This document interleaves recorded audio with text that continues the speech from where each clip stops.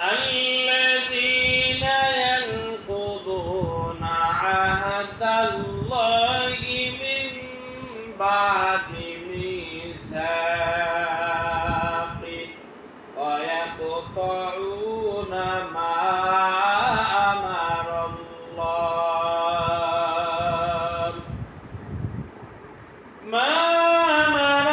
الله به أن يوصل ويفسدون في الأرض أولئك هم الخاسرون.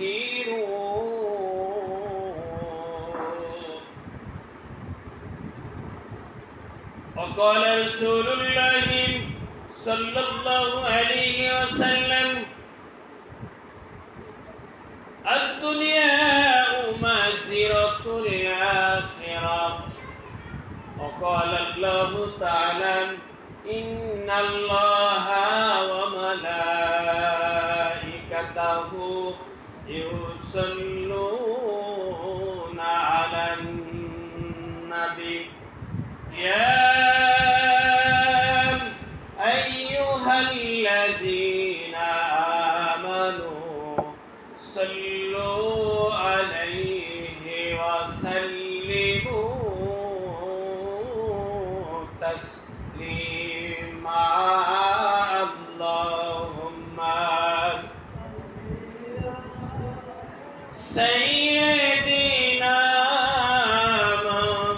مولانا محمد وعلى آل سيدنا.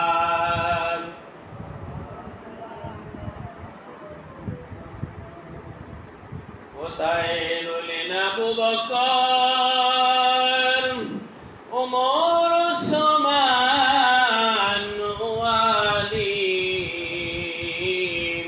তোমাদের বিহনে বাংলার ইসলাম মদিনার দিকে যায় চলি।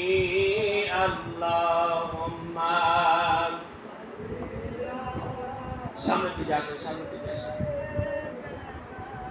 মাওলানা মুহাম্মদ ওয়ালা আলি সাইয়্যিদিনা।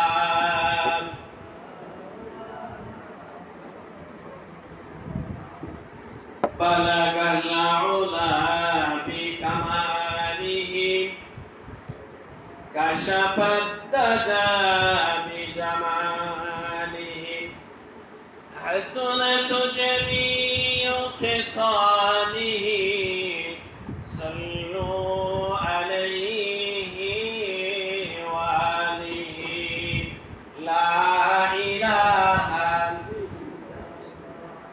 محبت لا إله إلا الله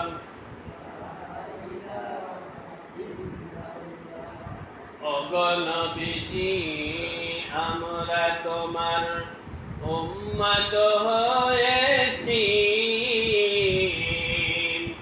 সকল সর্বসময় তোমার মালা, সর্বসময় তোমার মালা হৃদয়ে গেঁথেছি। অগণবিজি লা ইলাহা লা ইলাহা লা ইলাহা ইল্লাল্লাহু মুহাম্মাদুর রাসূলুল্লাহ সাল্লাল্লাহু আলাইহি ওয়াসাল্লাম। সম্মানিত আইম্মায়ে মাসাজিদ, আল্লাহ রাব্বুল আলামিন ঈদুল আযহা পরে আইয়ামে তাশরিক শেষ হতে চলেছে। কথা ঠিক না ঠিক? অর্থাৎ গতদিন শেষ হয়ে গেছে, আমরা তার পরবর্তী অর্থাৎ ঈদুল আজহার পরবর্তী জুমার নামাজ পড়ার জন্য আল্লাহ রাব্বুল আলামিন আমাদেরকে আহ্বান করেছেন। যে আল্লাহ আমাদেরকে আহ্বান করলেন, মিল্লাতে ইব্রাহিমের শিক্ষা আমাদের ধারণ করালেন, তার সুন্নাতকে আদায় করার সুযোগ দিলেন, যে আল্লাহ রাব্বুল আলামিন বিশ্ববাসীর কাছে অসংখ্য নিদর্শন সম্মানিত মাস জিলহজ মাসের শিক্ষা আমাদের দান করেছেন। যে শিক্ষা বিশ্ব নবীর মাধ্যমে আমরা পেয়েছি, আমরা হৃদয়ে ধারণ করেছি। আল্লাহ আমাদের সে সুযোগ দান করলেন, যে মনিব আমাদেরকে এত বড় নিয়ামত দান করলেন, আমরা সেই মনিবের দরবারে আমাদের ভালোবাসাটুকু উজাড় করে দিয়ে অবনত চিত্তে সমস্বরে পড়ি সকলে আলহামদুলিল্লাহ। ভাই জোরে বলা যায় না আলহামদুলিল্লাহ? লক্ষ কোটি দরুদ ও সালাম বর্ষিত হোক সাইয়্যিদুল কাউনাইন শাফিউল মুসলিমিন সুলতানুল আম্বিয়া নূরে মুজাসসাম হায়াতুন নবী, জিন্দা নবী, আদর্শ নবী, সমস্ত নবীদের মডেল নবী, যাকে আল্লাহ রাব্বুল আলামিন তার কুদরতি নিজামে যা ছিল সবকিছু যাকে তিনি দান করে দিলেন, আর ওই নবী পাককে আমাদের নেতা বানালেন, নবী বানালেন, রাসূল বানালেন, যার আদর্শ অনুসরণ অনুকরণের মাধ্যমে আমরা পেয়ে যাব আল্লাহ তাবারক তাআলার মতো একজন রবের সন্তুষ্টি ভালোবাসা, পেয়ে যাব ঘোষিত জান্নাতের মতো জায়গা। যে নবীকে অনুসরণের মাধ্যমেই আমরা দুনিয়ায় পাবো সবচাইতে সুন্দরতম জীবন, এবং মৃত্যুর পরে আখিরাতের জীবনটা হবে আমাদের জন্য সাফল্য। ওই নবী পাকের উপর দরুদ ও তাসলিম পড়ি, মহব্বতের সাথে সকলে পড়ি সাল্লাল্লাহু আলাইহি ওয়াসাল্লাম। আরেকটু আস্তে পড়ুন, আরেকটু আস্তে করা যায় না? তো বিপরীত দিকে কথা অনেক সময় বুঝে নিতে হয়, একটু জোরে বলুন না সাল্লাল্লাহু আলাইহি ওয়াসাল্লাম। সম্মানিত বন্ধুগণ, মানুষ জানে ক্ষুধার্ত মানুষের একটু দুর্বলতা আসে, তাই না? এখন তো কোরবানি চলে গেছে, আজ কয়দিন? 4 দিন। কয়দিন? সোম, মঙ্গল, বুধ, বৃহস্পতি, শুক্র, পঞ্চম দিন চলছে। এর মধ্যে তো মাশাআল্লাহ আমাদেরকে আল্লাহ তাবারক তাআলার পক্ষ থেকে তওবা আমরা পেয়েছি। দস্তুর মতে আল্লাহ 3 দিন বিনে দাওয়াতে খাবার রাসূল সাল্লাল্লাহু আলাইহি ওয়াসাল্লাম ঘোষণা করেছেন না, যে কুরবানির দিন 3 দিন বিনা দাওয়াতে যে কোনো বাড়িতে যায় খাওয়া যায়। ভাই এসেছি মেহমান, তাড়াতাড়ি খাবার দেন, সাওয়া মানে এরকম দাওয়াত নিতে হবে না, দিতে হবে না, নেওয়াই যায়। কথা ঠিক না ঠিক? সুতরাং সেই মেহমান হিসাবে আল্লাহ তাবারক তাআলার পক্ষ থেকে নিয়ামত পেয়েছি, তওবা পেয়েছি, শক্তি কম না বেশি? তাহলে তো আসতে হয় কেন? আমরা তো মর্মে বোঝাই, তাই না? আমাদের কথাগুলো থাকবে একদম দীপ্ত কণ্ঠে। আল্লাহ তাআলা আমাদের সকলকে এরকম আমল করার তৌফিক দান করুন, যেখানে গড়ছে উঠতে হবে সেখানে সেভাবেই বলতে হবে। কথা ঠিক না ঠিক? আল্লাহ রাব্বুল আলামিন আয়াতে কারিমা সূরা বাকারার 27 নম্বর আয়াতের মধ্যে সূরা রদের মধ্যে এই কথাটাই আলোকপাত করেছেন। আল্লাহ রাব্বুল আলামিন বলেন, আল্লাযীনা ইয়ানকুদুনা আহদাল্লাহি মিন বাদি মিসাক। বলুন আল্লাহু আকবার। আল্লাহ রাব্বুল আলামিন বলেন, আমি যাদের কাছ থেকে এরকম কিছু ওয়াদা নিয়েছি, যাদের কাছে কোনো কিছু দিয়েছি, ওয়াদা নিয়েছি, আল্লাহ তাবারক তাআলা বলেন, যাদেরকে আমি অনুগত করে দিলাম, তাদের পরিবার পরিজন আত্মীয় স্বজন, যাদের সমাজের লোকজনের কাছে যা কিছু আছে, ওয়ায়াতুনা মা আমারাল্লাহ। বলুন আল্লাহু আকবার। আইয়ুসনা, যারা এরকম আত্মীয় স্বজন সহ যত হুকুম আকাম আল্লাহ তাবারক তাআলা দিলেন, তাদের কাছে যে সমওদা আবদ্ধ করেছেন, তাদের কাছ থেকে ওইটা যতক্ষণ পর্যন্ত তারা পরিপূর্ণভাবে আদায় করে না, যারা এরকম আল্লাহ তাআলার দেওয়া হুকুমটাকে বাস্তবায়ন করে না, ওয়াইফসিদুনা ফিল আরদি, আর জমিনের মধ্যে যারা ফাসাদ ফিতনা ফাসাদ সৃষ্টি করে, আল্লাহ তাআলার কাছে প্রশ্ন করলে বলা যায়, আল্লাহকে প্রশ্ন করলে আল্লাহ তাআলা বলেন, কারা দুনিয়াতে ফিতনা ফাসাদ সৃষ্টি করে, যাদের কাছে আমি ওয়াদা নিয়েছি কিন্তু সেই ওয়াদা পালন করে না, যাদের কাছে আমি সমাজ দিয়েছি, সমাজের মানুষের সাথে যারা সৎ কর্ম করে না, যারা আল্লাহ তাআলার হুকুম রাসূলের সুন্নাত মোতাবেক যাদের জীবন পরিচালনা করে না, তাদেরকে আল্লাহ কি বলেন, উলাইকা হুমুল খাসিরুন। আল্লাহ রাব্বুল আলামিন বলেন, তারাই ক্ষতিগ্রস্ত, তারাই হচ্ছে ধ্বংসের মধ্যে নিমজ্জিত। আমার ভাইরা, আল্লাহ তাআলা আমাদের যে একটা হুকুম দিয়েছিলেন, জিলহজ মাসের শ্রেষ্ঠতম হুকুম, আল্লাহ আমাদের যাদের সুযোগ করে দিয়েছেন, আমরা পালন করেছি, আমরা আদায় করছি, কথা ঠিক না ঠিক? আদায় করেছি, কিন্তু আদায় করতে গিয়ে আমাদের মাঝে আমরা যা এখন উপলব্ধি করতে পারছি, এখান থেকে আমাদের পর্যালোচনা দরকার ছিল। আমি আল্লাহর হুকুম পালন করলাম, কতটুকু করলাম? আমি কি নির্জনে একটু বসেছি, আইরে দামি দামি গরু কোরবানি দিলাম, ছাগল কোরবানি দিলাম, উট কোরবানি দিলাম, আমার কোরবানি কতটুকু হলো?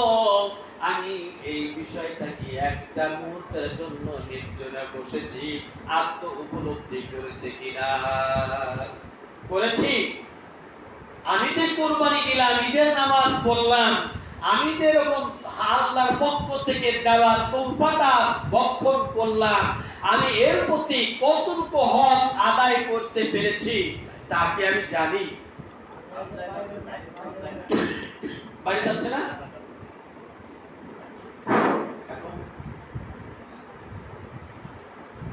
সম্মানিত বন্ধুগণ,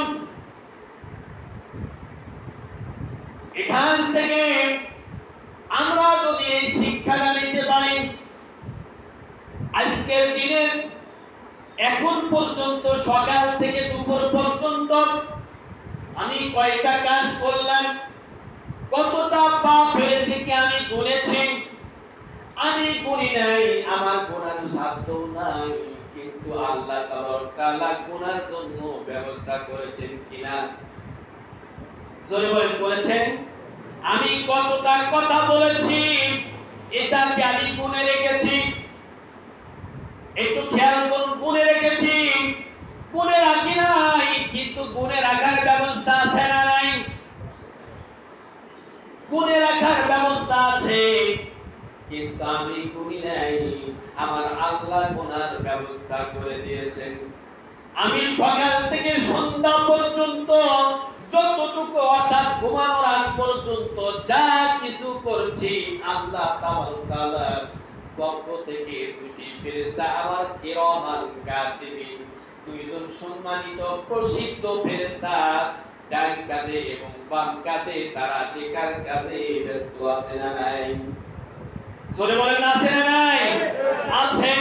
সুতরাং আমি যতগুলো কর্ম করছি, সেই কর্মগুলো আমার সাক্ষীদাতা হিসাবে, লেখক হিসাবে লেখে রাখছে, কাল মাশার ময়দানে আমাকে জবাব দিতে জন্য এটাই যথেষ্ট। আমার ভাইরা, আমি যদি সকাল থেকে রাত পর্যন্ত যত কাজ করি, আর রাত্রি ঘুমানোর পূর্বে যদি একটু আইতেসাব করি, আত্মসমালোচনা করি, পর্যালোচনা করি, আমি আজকে সারাটা দিনের মধ্যে আমার ব্যক্তিগত কাজ কতটুকু করলাম, আল্লাহর হুকুম যা ছিল আমার ব্যক্তিগত কাজ তো কোনটাই নয়, যা কিছু করব আমি আল্লাহ তাআলার হুকুমের মধ্যে করতে পারলাম কি পারলাম না? যখন আমি দুটা চোখটা বন্ধ করে একটু আত্মসমালোচনার মধ্যে পড়ে যাই, তখন আমার রাডারে ধরা পড়ে যাবে আজকে আমার দ্বারা কয়টা অন্যায় কয়টা ন্যায় হয়েছে, ন্যায়ের চেয়ে অন্যায় কম হলো না বেশি হলো। যদি বেশি হয়ে যায় তাহলে আমি সেখানে আত্মসমর্পণ করে নেই। ও মালিক রব, শয়তানের ধোঁকায় পড়ে আত্ম উপলব্ধি করতে পারি নাই, নফসে আম্মারার গোলামি করেছি মালিক। এখন আমি একটু ধর্ণা ধরলাম, সারাটা দিন যা কিছু করেছি আমি অন্যায় করেছি মালিক। যদি রাতে ঘুমানোর মধ্যে আমার বউটা চলে গেল, অর্ধমৃত্যু হয়ে গেল, ও মালিক তুমি যদি আর ফিরায় না দাও তাহলে আজকে মৃত্যু হয়ে যাবে। সুতরাং আমি তোমার কাছে ফরিয়াদ করি মালিক, আমার দিনের সারাটি দিনের যত কাজ কর্ম করলাম ত্রুটি বিচ্যুতি হয়েছে, ও আল্লাহ আমি তোমার কাছে ক্ষমা চাই, তুমি আমাকে ক্ষমা করে দাও। দুইটা যদি ভালো কাজ করে থাকি ওই ভালো কাজের ওসিলায় তুমি খারাপ কাজগুলো মাফ করে খারাপ কাজের বদৌলতে তুমি পাপন্নতে এক আট পূর্ণ ইমানদারের খাতায় নাম লিখে দাও, আর গুনাহগুলো তুমি নেকি দ্বারা পরিপূর্ণ করে দাও। বলা যাবে কিনা? যাবে। আল্লাহ তাআলা তাই ওয়াদা দিচ্ছেন, ও বান্দা তোমাকে আমি সময় দিয়েছি, তুমি কি কোরবানির মাসটা চলে গেল তুমি কি সে মাস সেই দিন নিয়ে একটু আত্মসমালোচনা করেছো? যদি না করো রে ভাই, আজকে এখনো সময় আছে, আমার আজকের দিনের হিসাবটা খাতায় লিখে দে। যদি না লিখতে পারি আল্লাহ রাব্বুল আলামিন বলেন উলাইকা হুমুল খাসিরুন। বলুন নাউযুবিল্লাহ। আল্লাহ আমাদেরকে তুমি খাসিরদের অন্তর্ভুক্ত করো না। এই হিসাবটুকু যদি দেওয়ার ইচ্ছা থাকে তাহলে এই কুরবানির মধ্যে আমরা যে বিষয়গুলো দেখতে পেলাম, ওয়াইজনের কুরবানির মধ্যে এরকম কুরবানি হয়েছে, ও ভাই আজকে সারা বাংলাদেশে ভাইরাল হয়ে গেছে ওই মতিউর রহমান সাহেব। কথা ঠিক না ঠিক? তার ছেলে ছাগল কিনলো 12 লাখ টাকা দিয়ে, গরু 4টা কিনলো 30 লাখ টাকা দিয়ে, বেতন পায় 68,000 টাকা। তাহলে বছরে যদি 50 লাখ টাকার কুরবানি দেয়, ওই টাকাটা হিসাব করলে বছরে কয় লাখ টাকা বেতন পায়, তার সাংসারিক খরচ আছে। ছেলে 4টা গাড়ি কিনেছে, হ্যাঁ 4টা গাড়ি চালায়, 4 রকমের গাড়ি চালায়, ছেলের পিছনে কত টাকা ব্যয় হয়। ও আমার ভাই, যদি আত্মসমালোচনা থাকতো, হিসাব দেওয়ার যদি ব্যবস্থা থাকতো, তাহলে এই ব্যক্তি মতিউর রহমানের ছেলে কি এরকম বাবার কাছে বায়না ধরতো, বাবা 4টা গরু কিনতে হবে, একটা খাসি কিনতে হবে, না হলে আমার বন্ধুদের কাছে আমার মান সম্মান চলে যায়। কথা ঠিক না ঠিক? বাবা মায়ের ছেলে বায়না ধরেছে, কিনে দিয়েছে। সাংবাদিকরা প্রশ্ন করলো তোমার খাসির দাম 12 লাখ টাকা, গরু কিনলাম 30 লাখ টাকা, এত টাকার উৎস কোথায় জানতে চাই। বাবার কাছে প্রশ্ন করে, বাবা ছেলেকে অস্বীকার করে দিল, আমার ছেলেই না। ও আমার ভাই, শুধু একটা সাংবাদিকের ভয়ে ছেলেকে তুমি অস্বীকার করে দিলা। আসল কাস্টডিতে যাওয়ার আগেই শুধু সাংবাদিকের ভয়ে সন্তানকে তুমি ভুলে গেলা। স্ত্রীকে ভুলে যাওয়ার যখন কাস্টডিতে না হবে তখন স্ত্রী ভুলে যাবে, বিয়েই করি নাই নাকি? মাশার ময়দানের কথাটা যদি চিত্রাঙ্কন করেন, যদি নিজের মধ্যে নিয়ে আসেন, মাশার ময়দানে কি হবে? যেদিন আল্লাহ বললেন বান্দারে বিপদের মধ্যে, সেদিন বান্দা তুমি তোমার সন্তানকে ভুলে যাবা, তোমার স্ত্রীকে ভুলে যাবা, ভাইকে ভুলে যাবা। আল্লাহ তাআলা বলেন ইয়াতিরুল মারউ মিন আখিহি ওয়া উম্মিহি ওয়া আবিহি ওয়া সাহিবাতিহি ওয়া বানিহি। সেদিন তুমি সব ওই বিভীষিকাময় দৃশ্য দেখে ভুলে যাবা। একটু চিন্তাঙ্কন করুন, মনের মধ্যে বসুন, একটু নিজের বিবেকের কাছে প্রশ্ন করেন। একটা সাংবাদিকের কারণে যদি ছেলেকে অস্বীকার করেন, ওই দিন তো অনেক দূরে আছে। এখন যদি 5 জন সাংবাদিক আসে অথবা তাকে অ্যারেস্ট করে যদি র্যাবের তত্ত্বাবধানে নিয়ে যায়, কি অবস্থা হবে? বলেন হবেটা কেমন? আমার ভাই মতিউর রহমানের মতো অনেক মতিউর আছে না নাই? জোরে বলেন আছে না নাই? টাকার উৎস কোথায়? এই টাকা, এই অর্থ কাল কিয়ামতের মাঠের ময়দানে আমার আপনার গলায় ঝুলিয়ে দেওয়া হবে। ও আমার ভাই, অর্থ কিভাবে অর্জন করতেছি সেটার কি হিসাব আছে?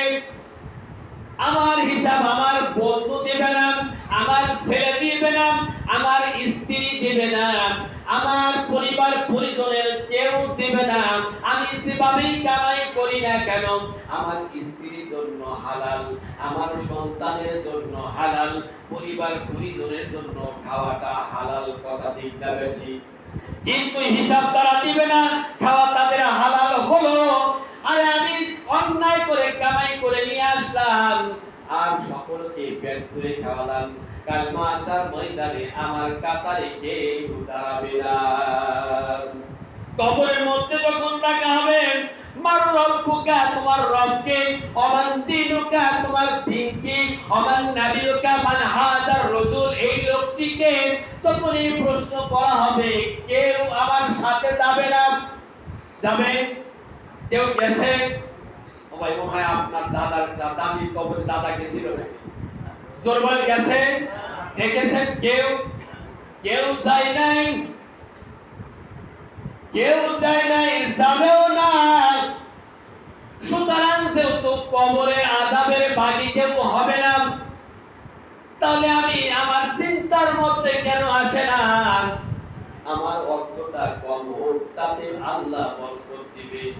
আমি মানুষের কাছে বাবার দরকার নাই, বরং আমি আল্লাহর কাছ থেকে আমি বাবা পেতে চাই। সুতরাং আমার অর্থ যদি খাঁটি পথে উপার্জন করি, যতটুকু হোক না কেন, ওই অর্থটাই আমার জন্য কাল মাশার ময়দানে নাজাতের ওসিলা হবে। আমার ভাইরা, আপনারা এই মসজিদে আসছেন, আমি জানি এলাকার মানুষগুলো খুবই পরিশ্রমী। কথা ঠিক না বেঠিক? অধিকাংশ মানুষই পরিশ্রমী। আবার যারা বাড়িওয়ালারা আছেন তারাও পরিশ্রম করে বাড়ি ভাড়া আদায় করেন। এখানে সুদের সমস্যা নাই, ঘুষেরও সমস্যা নাই। একদম রিকশাওয়ালা, দিন মজুর, দোকানদার আর কিছু বাড়িওয়ালা আছে, এদের টাকাও হালাল, বাড়ি ভাড়া দিচ্ছে, পয়সা টাকা পাচ্ছে। তাহলে সুতরাং এই অর্থগুলো আপনাদের হালাল পথে আসে। যে টাকাই পান না কেন তার থেকে কিছু দান করেন, আর দান করার কারণে আপনার এই অর্থগুলো কাল মাশার ময়দানে আপনার পক্ষে সাক্ষী দিবে। রাব্বুল আলামিনের কাছে বলবে, পরওয়ারদিগার আলম, তাকে অর্থ উপার্জনের যে সুযোগ দিয়েছিলে, তোমার বিধান মতো সে চলেছে, কষ্ট করে অর্থ উপার্জন করেছে।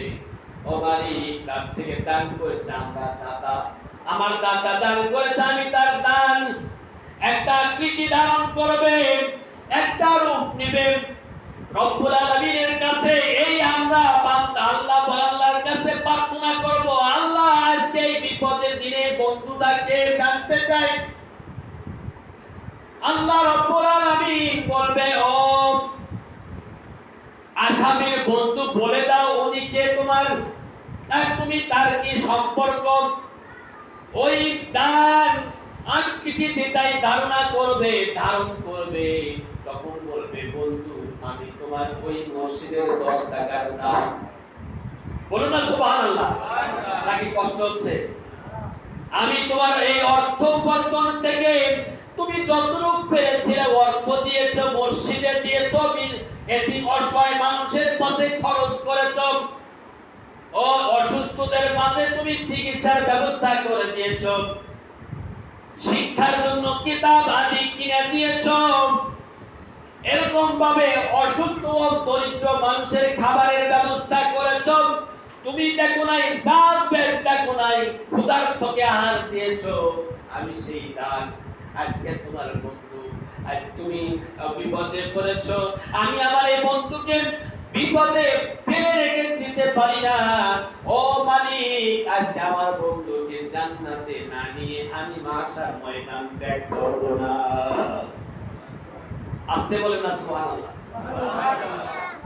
তাহলে আপনি এটাও হিসাব করেন, আজকের দিনে আপনি গোপনে আর প্রকাশ্যে হোক, প্রকাশ্যে দান করবেন মানুষকে উৎসাহিত দেওয়ার জন্য, আর গোপনে দান করবেন আল্লাহকে।